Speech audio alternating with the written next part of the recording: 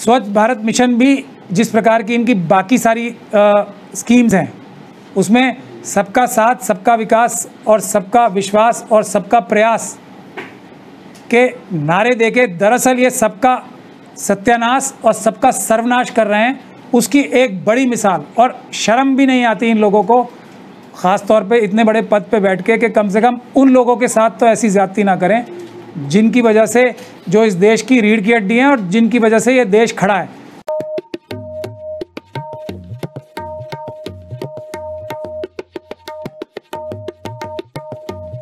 आप सभी लोगों को आज हमने इसीलिए गुजारिश की कि एक बहुत ही महत्वपूर्ण विषय, जिस पे हमारे देश के प्रधानमंत्री खुद देश को एक बार फिर गुमराह करने के लिए एक स्वच्छ भारत दिवस बनाते हैं, स्वच्छता अभियान शुरू करते हैं, जो कई साल पहले उन्होंने शुरू किया था। और उसमें एक बहुत बड़ा झूठ का पुलंदा लोगों को गुमराह करने के लिए और इस देश में लूट फैलाने का ज़रिया बनाने के लिए जो उन्होंने शुरू किया है, उसके बारे में आपसे चंद बातें कर सके, ताकि देश को सिर्फ वही नज़र ना आए जो इस देश की जो झूठी और बिकी हुई मीडिया है वो दिखाए, बल्कि एक सच्ची मीडिया और जो असली मीडिया और असली प्रेस है उसके माध्यम से देश सच्चाई जान सके। इस स्वच्छ भारत मिशन की असली सच्चाई क्या है। स्वच्छ भारत मिशन भी जिस प्रकार की इनकी बाकी सारी स्कीम्स हैं, उसमें सबका साथ, सबका विकास और सबका विश्वास और सबका प्रयास के नारे देके दरअसल ये सबका सत्यानाश और सबका सर्वनाश कर रहे हैं, उसकी एक बड़ी मिसाल। और शर्म भी नहीं आती इन लोगों को, ख़ास तौर पे इतने बड़े पद पे बैठ के, कि कम से कम उन लोगों के साथ तो ऐसी ज़्यादती ना करें जिनकी वजह से, जो इस देश की रीढ़ की हड्डी हैं और जिनकी वजह से ये देश खड़ा है, और वो हैं देश के हमारे सफाई कर्मचारी। आप सब लोगों से और देश की जनता से हम एक बुनियादी सवाल पूछना चाहते हैं कि इस देश में स्वच्छ भारत मिशन को कौन कामयाब बनाएगा?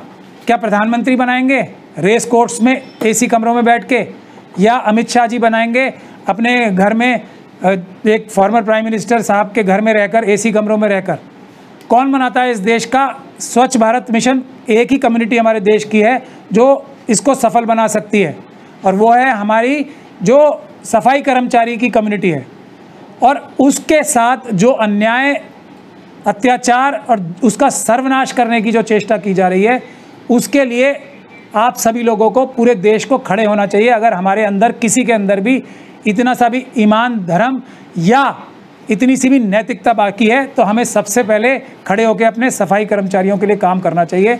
इस देश में स्वच्छता अभियान के नाम पे हज़ारों करोड़ खर्च हो चुके हैं, लेकिन वो ज़्यादातर खर्च हुए हैं प्रधानमंत्री साहब की और दूसरे उनके जो कैबिनेट के सहयोगी हैं उनकी पब्लिसिटी करने पे। जो हमने आज से कई साल पहले जो हमने आंकड़े निकाले थे, उसमें करीब 1200 करोड़ से ज़्यादा प्रधानमंत्री साहब की सिर्फ पब्लिसिटी पे खर्च हुए थे। लेकिन उसी के साथ में कोरोना काल से पहले हमने ये आंकड़े निकाले थे, उसी के साथ में हमने आरटीआई लगाई थी। हरनाम सिंह जी यहाँ मेरे साथ मौजूद हैं। हमने देश भर में आरटीआई लगाई थी, हर एक प्रदेश में, कि सफाई कर्मचारी जिन्हें जाके सफाई करनी है उनकी क्या स्थिति है। तो पूरे देश में ना तो सफाई कर्मचारी रेगुलर हो रहे हैं, ना तो उनको तनख्वाह दी जा रही है।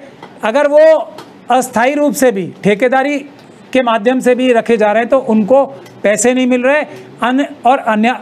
अनाचार और दुराचार की तो बात यह है कि सुप्रीम कोर्ट में जब हरनाम सिंह जी ने हमारे माध्यम से पिटीशन डाली कोरोना काल में, तो ये कह दिया, भारत के सॉलिसिटर जनरल ने आंखों में घुस के सुप्रीम कोर्ट में झूठ बोल दिया कि हमने पीपीई किट्स और दूसरे संसाधन जो कि WHO की गाइडलाइन से हैं, वो सारे हमने पूरे देश में मुहैया करा रखे हैं। और सफाई कर्मचारियों के लिए देश भर में WHO गाइडलाइंस कोरोना काल में मौजूद हैं। ये सरासर झूठ था। इसके नाम पे भी हर एक सरकार ने देश की पैसे चुराए हैं, लेकिन सफाई कर्मचारी हमारे बगैर पीपीई किट के, बगैर तनख्वाहों के, बगैर किसी ट्रांसपोर्टेशन के कोरोना काल का भी मुकाबला किया। और अगर हमारा देश, मुझे ये बात कहने में कोई कोताही नहीं है कि जितने भी लोग मरे हैं, जो आंकड़े छुपाए जा रहे हैं, अगर असली आंकड़े हो तो करीब, बहुत सारे लोग बोलते हैं 1 करोड़ का आंकड़ा बनेगा, लेकिन हमारे देश की आधी से ज़्यादा जनता, अगर सफाई कर्मचारी नहीं होते हमारे देश के, तो आधी से ज़्यादा जनता कोरोना का शिकार हो जाती। सिर्फ और सिर्फ सफाई कर्मचारियों ने हमारे देश को कोरोना से बचाया। किसी वैक्सीन, किसी डॉक्टर, किसी भी हमारी हॉस्पिटल संस्थान ने, क्योंकि हॉस्पिटलों में आपने सबने देखा किस तरीके से हॉस्पिटलों का हाल था, ऑक्सीजन तक नहीं थी, डॉक्टर भी बहुत डर डर के जाके मरीजों से बात कर रहे थे। लेकिन एक हमारा सफाई कर्मचारी ऐसा था जो अस्पतालों से लेके, सड़क से लेके हमारे घरों तक आके कोरोना से बचा रहा था हमें। तो हमारे देश की एक जॉइंट और कंबाइंड रिस्पॉन्सिबिलिटी ये होनी चाहिए कि हम सफाई कर्मचारियों के साथ खड़े रहें। हम ये RTI जो एप्लीकेशंस हैं, अगर हम गुजरात मॉडल, जिसको प्रधानमंत्री जी इसका कहते हैं कि मैं करीब तीन बार का प्रधानमंत्री वहाँ पे चीफ मिनिस्टर रहा, उसकी हालत सबसे ख़राब प्रदेशों में से एक है गुजरात प्रदेश की। हालांकि किसी भी प्रदेश की हालत नहीं है, एक भी जगह सफाई कर्मचारियों को तनख्वाह तक नहीं मिल रही है पूरी। और ये सब अपराध हैं प्रधानमंत्री से लेके हमारे देश के सभी मुख्यमंत्री के खिलाफ SC ST का मुकदमा बनता है, SC ST एक्ट का मुकदमा बनता है। ये अनाचार करने के लिए, ये एट्रॉसिटी करने के लिए हमारे सफाई कर्मचारियों के साथ।